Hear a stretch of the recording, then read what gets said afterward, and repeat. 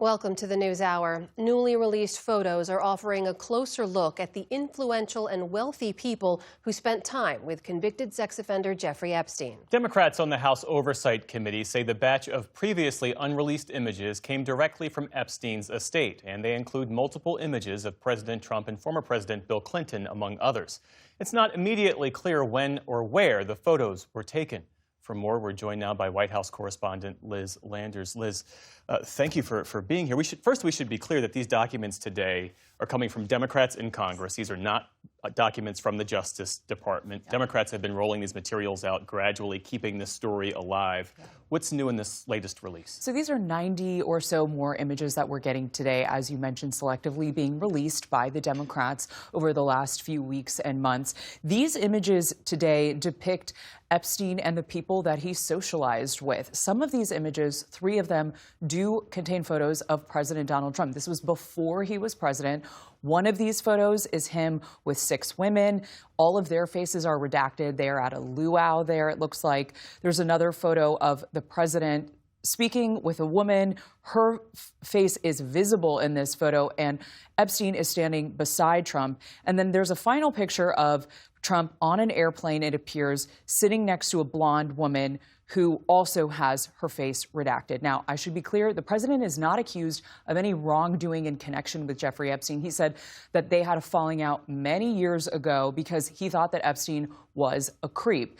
Now, there are other very famous high-profile people that are also in some of these pictures that were released today, including former President Bill Clinton. He's photographed with Epstein and Ghislaine Maxwell, who was his former girlfriend. There's also a photo of Steve Bannon sitting at a desk.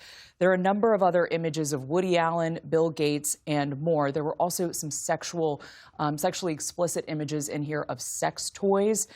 There has been a lot of pressure on the administration to release more of these Epstein files, images, information to the public.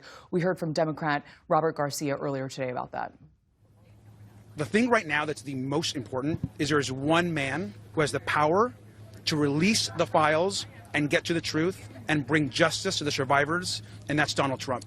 And Donald Trump right now needs to release the files to the American public so that the truth can come out and we can actually get some sense of justice for the survivors.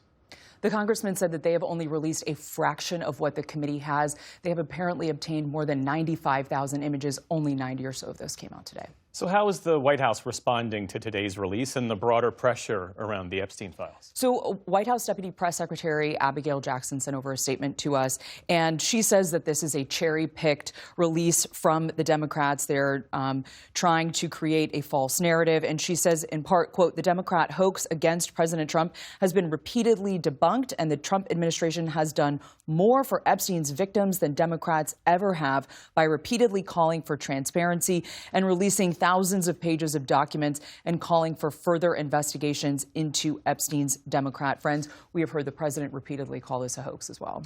So the administration's deadline to release the Epstein files under the new law is next Friday, December 19th. What should people realistically expect when that deadline arrives? So this was passed in Congress, and President Trump at kind of the 11th hour endorsed Republicans voting for this. He signed this into law just a few weeks ago.